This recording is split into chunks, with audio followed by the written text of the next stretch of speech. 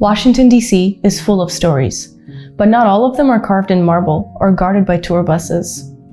Beyond the monuments and the museums, the city hides its most human beauty, tucked into side streets, stoops, and steeples, waiting to be noticed. I've spent the past few years documenting historic places for my YouTube channel, Domonaut, but I wanted to create something lasting, something you could hold in your hands and wander with.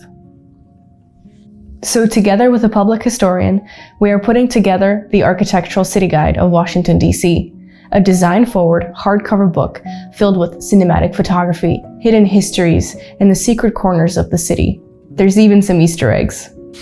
It's not a guide to the usual D.C. It's for the explorers, the historians, the people who pay attention to the handiwork of the tile craftsman, or the mastery behind a carved grotesque. Your support will help fund printing, design, and the many hours of researching, editing, and documenting these locations with care.